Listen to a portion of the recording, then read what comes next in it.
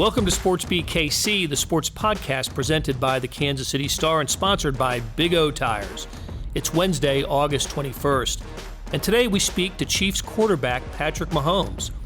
Actually, Star beat writer Brooke, Pryor, columnist Vahe Gregorian, Sam Mellinger, and me, Blair Kerkhoff, sat down with Mahomes while training camp at Missouri Western was winding down. Mahomes' responses are part of the stories that currently appear on kansascity.com and will be published in the Star's annual football section that'll be part of this Sunday's editions. But we thought you'd enjoy the audio. You'll hear our questions and Mahomes' answers. So here's Patrick Mahomes chatting exclusively with the Star, starting with a look back to the way last season ended.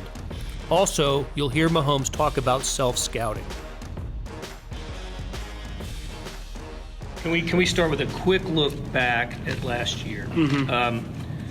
So I'm writing this story because of the way the season ended. There's it's difficult to appreciate kind of what happened in the final game when a lot of amazing things happened to the Chiefs in the final game. I'm making a case that the most clutch field goal in team history was kicked in that game. Scored 24 points in the fourth quarter, and the Chiefs have never scored that many points in the fourth quarter ever. Yep. Is it a violation of competitiveness to not appreciate things like that? Not necessarily.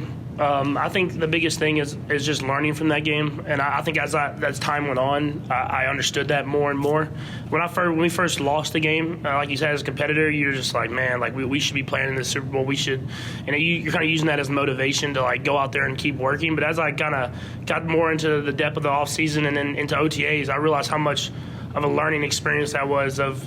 We found a way to fight, found a way to get back in that game against a team that has been known to kind of close those games out pretty quickly, and we found a way to be in it. Even when after we got the offsides, we found a way to get back in and kick the field goal and force the overtime. So definitely a lot of stuff that you can take that from good stuff there. Just learning how to find a way to start better, I think, is going to be the biggest thing, and find a way to be better consistently throughout the whole game. Have you examined that? Why the start was what it was? Yeah, I mean they definitely came out and played us in a different game plan than we expected. I mean, they had played us a whole different way the first time around. They had played us with a lot of different zone coverages and doubling of Kelsey and doubling of Tyreek, kind of just switching it off. And then when you kind of get out to the next time we played them, and they doubled Tyreek the entire game, and then they just played straight man press coverage. And we didn't expect that with all the different weapons that we had.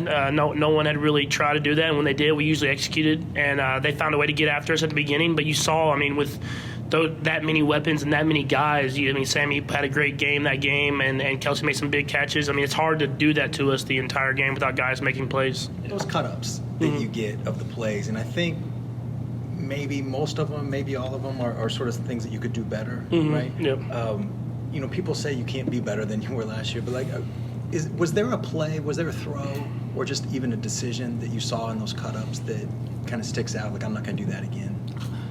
Yeah, I mean, there's obviously always plays that you want to take those throws back and do this sort of thing. I think the biggest thing for me is there's some times where I break the pocket, and I guess you call it like predetermined. Like, I'm going to break the pocket no matter what, versus times when I break the pocket and make a play because I have to. And just kind of going back and just taking what's there sometimes and not trying to make a huge play and knowing the situation is something that I've really tried to work on this camp. I remember there was one time this camp where I threw like a little out route to Kelsey for a first down on 3rd and 5 instead of trying to throw the go to Mecole down the middle of the field, which I probably could have hit, and it might have been a touchdown, but it was 3rd and 5, and why not just take the first down and move the chains? And that stuff I've tried to work on is when to take those chances and when to just move the chains and take the easy one, because the good thing about having a lot of good players is there's usually more than one guy open. Yeah. So there's times where you got to just take what's there, and times where you got to go for the heart and go for the shot. Okay. Was there one play that I can go back and watch that, okay, this is what he's talking about, when this sticks out? I don't know exactly one play. I always go back to the one in Seattle. There was a play where in like the first drive of the game where I scrambled out to the right, and there's probably a good chance. There was a defender there, but probably a good chance I could have ran for it. It was like a 3rd and short, and I tried to throw it to D-Rob, and I underthrew him just a little bit, and they made a play and knocked it down. And I think we went 3 and out or something like that on the first drive. And I think that play right there is one where probably 7 out of 10 times I make that throw, and it's a 70-yard touchdown. But probably 9 out of 10 I probably could have just ran for the first down and moved the chains, and it put the defense on the field early. They made a long drive and kind of got ahead early on us. And I think just like little things like that. I mean, you just got to pick and choose when to take those shots, when to go and get the first down and keep the chains moving. We're going to talk about some of the influences of Patrick Mahomes dating all the way back to the 4th grade. You know, it's not just Andy Reid and Cliff Kingsbury, his NFL and college coaches. There are people like Bobby Stroup, who was or is Mahomes' personal trainer. There's a former youth league baseball coach and family friend, Chad Parker, and also high school football coach Adam Cook. You'll hear Patrick talk about all of these and how they helped shape his career. So I'm working on a story about your relationship with Andy Reid. I'm just curious, is it different, the relationship that you and Andy have? Is it different than other relationships that you've had with head coaches or quarterback coaches? Yeah, I think it's different just to the aspect of how much Coach Reid's he's seen and how much how he's able to relate to everyone. I had a great relationship with Coach Kingsbury and him kind of taking me and evolving me from really a baseball player into a football player into a quarterback and pushing me. But I think with just going to Coach Reid and just kind of him just picking up right where Coach King left off and him just being able to keep pushing me and showing me different stuff that I'd never been exposed to and keep pushing me every single day just to be better, I think it was big. And he relates to everyone so well. He knows how to relate to all 90 people on the roster. And for me, him just every day constantly asking me questions, constantly seeing what my mind was thinking and why I'm doing such things has definitely helped me out on just kind of transitioning into the NFL. How long did it take you to feel comfortable with Coach Reid? You know, like when you first meet somebody, you can kind of not be walking on eggshells around them, but just trying to figure out how you fit in. How soon was it, and what was kind of that moment like when you realized, like, oh, we click? I think the biggest thing that helped me was just that quarterback room I was in my first year with Alex and with Bray and me, and there was Joel Stovey and then Nagy and Kafka and Coach Reid. It was just like that whole room, it was just open. Like anyone could talk, anyone could ask questions, and anyone could go out there and get feedback from each other. And I think that first year of if I saw something and I said something to Alex, and Alex would listen, he would listen and try to see what I'm thinking, or he'd ask me, hey, what did you see right here? And stuff like that. I think that open communication in that quarterback room that first year definitely helped me get that comfortability to just speak my mind and be who I am, and that Coach Reid was going to help me in every single day. Andy said Brett Veach said that on Saturdays, you know, he'll be watching college football games, Andy will be watching college football games, and they're texting back and forth. Like, did you see that play? You know, they stole that from me, or could we run that thing? Are you having those same kind of conversations with Andy on Saturdays or any time that you're watching film? Or? Yeah, we see it. Throughout the whole NFL and all college football. First you see people that are kind of like, I don't know how you say it, like kind of just taking some of the plays and adding their stuff to it. And so you get to look at that different stuff, and then you look around the league and you see the guys that are making these plays up, and you try to figure out how they fit into your offense, and then you also try to add on to that. I think that's the biggest thing is we try to take plays from people, but we try to add them to make it better in our offense and the ways that we do it. And so I think that's a big thing that we've done that has helped our offense keep going and keep improving each and every week and each and every season. Is we're not going to just take the play and just put it in exactly how they run it. We're going to make sure it fits our offense and the way we can exploit defenses even better with it. Chad Henne said that you're really good at coming up with compliments to RPOs. What is it about that you just feel like you're good at coming up with? I think it definitely goes back to my Texas Tech days with Coach Kingsbury. Even in my high school days, I was always good at kind of realizing what the defense's rules are and trying to figure out ways to exploit them. And it's not necessarily about the routes or about the design of the play. It's about just finding the green grass, as I say it, and finding the open area and getting the ball out to them. And so as I've kind of evolved and now I've got a better understanding of what the concepts actually are compared to where I was at in high school, it's helped me where I kind of talk and help change the routes maybe off our RPOs to make sure that we get in those right areas where the defenses are avoiding whenever they're going for the run fakes. And Chad also mentioned that on Fridays you meet with Andy and go over the game plan. What are those meetings like, and is that something that you did with coaches in high school and in college, or just a different level? Yeah, I think it's a different level for sure. With Coach Kingsbury and with my coach Cook in high school, we definitely talked throughout the week and figured out what we wanted to do. But with Coach Reid, I think this last year of just going in there and we meet for an hour to hour and a half and just kind of go over the whole game plan and what we're thinking the defense is going to do and why we want to call these plays versus these plays earlier in the downs or later. And I think that has been huge for me because I know what he's going to call before he even calls it. So we're getting the play, and I see something on defense, and we're on such the same page that I don't have to say anything. I know what play I want to be called, and he calls that play almost every single time. Are you guys meeting in his office, or do you have any other traditions, like you bring him coffee or No, we meet in his office I don't bring him any snack stuff like that, but we meet in the office, and sometimes there's games on, college football games. We might look at it during it, kind of talk about stuff like that.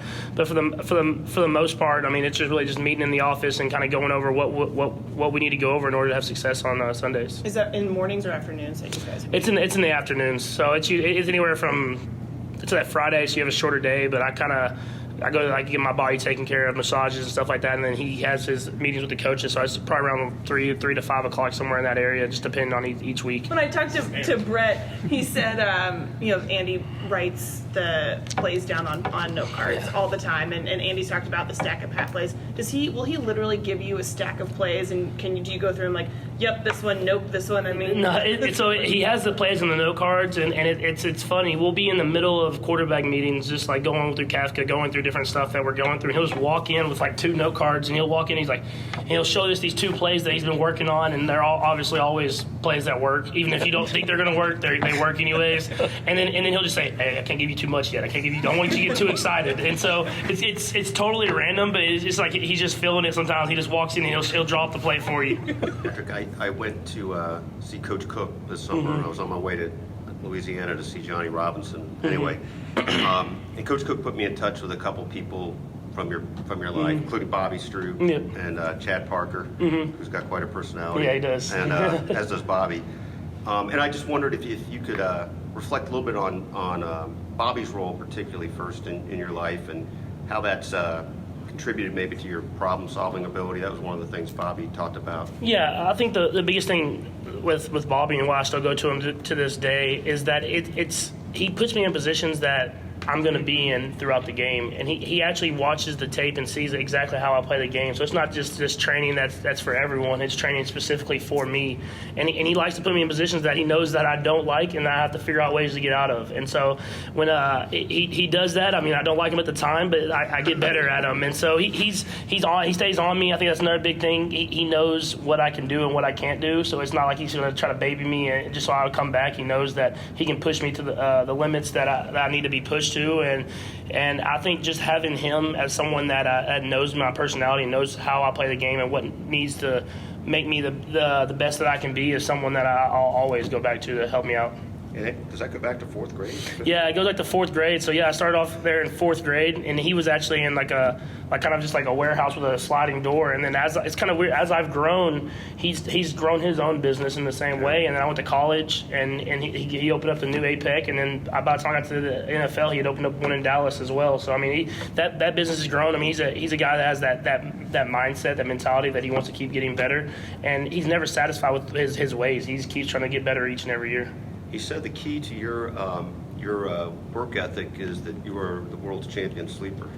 Yeah, I'm like, I like to sleep for sure, but no, he. I mean, like no one liked you, he says. Yeah. Oh no, I got you. No, it was crazy. I mean, just because, everybody looked at me in baseball, so no one really looked at me in football. Even though I thought, I was a taller quarterback, big quarterback, and I had a good arm, and I still didn't get any offers or really anything like that. And so I just knew I wanted to go out there and just play, and I wanted to figure out a way to get on the field. And I got in the field early at Texas Tech, and I knew that I wasn't going to give it back up, so it kind of worked out well. I didn't phrase that right, because I meant literally sleeping. Oh, you meant literally sleeping? Yeah, he says you sleep like nobody else on earth. Yeah, so, to some degree. I just stay up late, and I have to wake up early nowadays, but I stay up late. I'm not good at sleeping at night, so I have to figure out a way to sleep at night during the season so I can wake up at those early calls. One of the biggest decisions any pro athlete makes is who to hire as an agent. Patrick Mahomes tells us how he settled on Lee Steinberg, perhaps the most well-known agent in the history of the profession,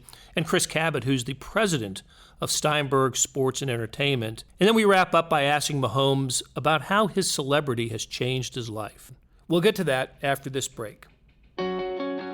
Why buy tires now? That's easy, because you'll save big right now at Big O Tires. Save $100 on a set of Big O brand tires with paid installation, but only for a limited time. And when you purchase using your Big O credit card, save an additional $50 for a total savings of $150. We told you this was big.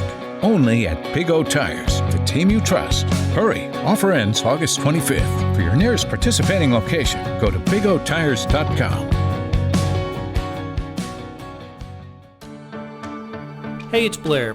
Hey, we have a special subscription offer for SportsBeat KC listeners, unlimited digital access to the Kansas City Star's award-winning sports coverage. Sign up now for 1 year of Sports Pass for access to all the sports news, features, and columns we have to offer. And it's only $30. That's a 40% savings off our regular rate.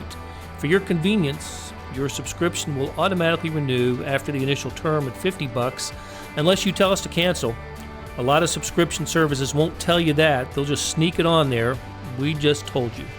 Your subscription helps support the sports coverage of kansascity.com and the Kansas City Star. Please visit kansascity.com/SportsBeatKC offer to get this special offer. And as always, thanks for listening. I wanted to ask you about the first major decision that you make as a pro, and one of the biggest decisions you make in your career is who to represent you, right? What does, I know Chris has talked about like how much he believes in you. Yeah. What was it when you met with him and his group that attracted you?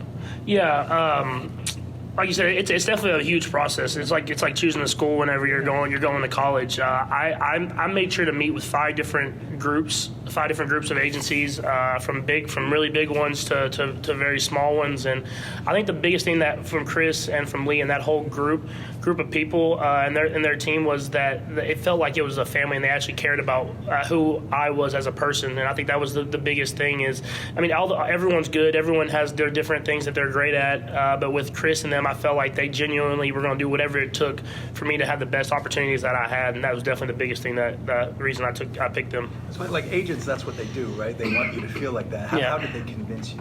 Yeah, I think just the way they approached it. I mean, they knew I was meeting with other people. They were one of the first people I met with, and they just told me that they were going to make me a top priority. They were going to go out there, and they believed that I could be a top 10 draft pick, and they believed that they could help me elevate my off the field stuff to the best possible way. And so I think that was the biggest thing, and them just connecting with my family I think was huge, and them kind of having that same vision that I had, and I felt like we were on the same page on how I thought the process should go. Just one last thing on that. I read Lee's book about like how he has recruited people in the past, and he asked everybody to rank priorities, right? Like football, money, like all these different things. Do you remember that? And what was your top 1, 2, 3? Do you remember? Yeah, I don't know if I remember exactly what I put for all that different stuff, but I mean, for me, the biggest thing for me is the sport of football, taking care of my family, and just going out there and loving everything that I do. I don't want to ever lose that love for the game. Yeah. I mean, the money's awesome. The money's cool for sure. I mean, you dream about making money and stuff like that, but I always say, I mean, football is what I loved first. And someone said that to me. Someone said something about that, about something about like if it wasn't for the money or something like that. And I was like, to me, even if I had all the money in the world, I still want to play this game until I can't. One other thing, just is he told me about you going to see the Mavericks and Dirk, spending time with Dirk and doing the sort of the shoot off. Yeah. Could you just describe that a little bit? And also, though, the point of his story was talking about a Chiefs fan approaching you. And I don't know if you remember that, but the guy, he was working for the Mavericks, and he had a lot of loss in his life. Yeah, it was. So I went to the Mavs practice, and I got to see them practice. First of all, it's amazing to see those guys. I think we watched Dirk shoot before, like the little 3-point thing, and he had 25 shots and made 23 of them from 3. And so I get to talk to them and see those guys work is always cool. And then I started talking a little trash, and so he made me go out there. And I made the first 3, and I was like, I'm about to go off, and I ended up making like 7 total. But I felt good for a little bit shooting the 3, and then.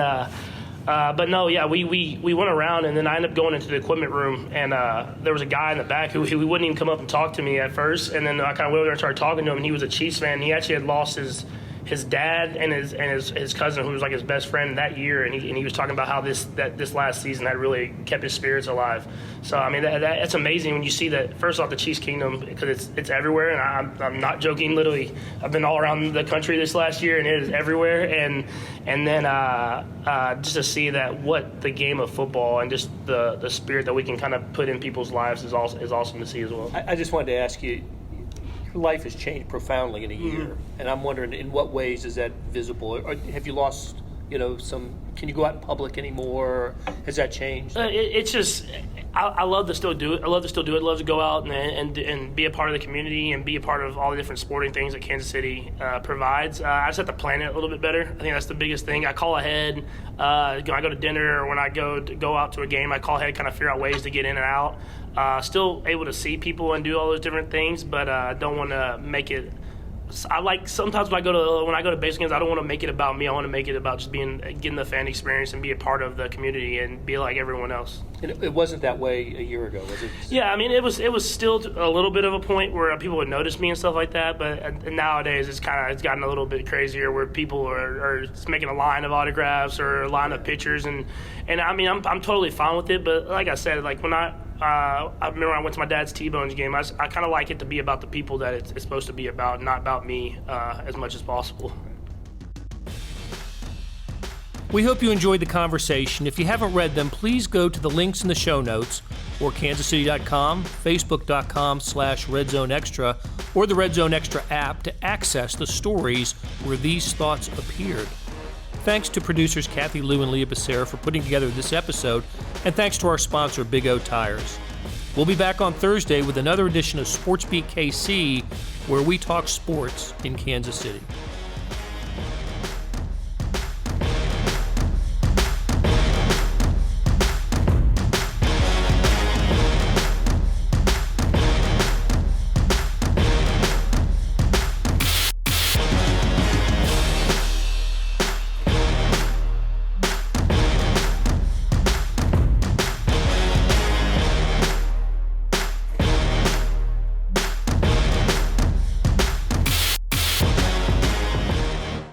Uh-huh. Mm-hmm. Mm-hmm.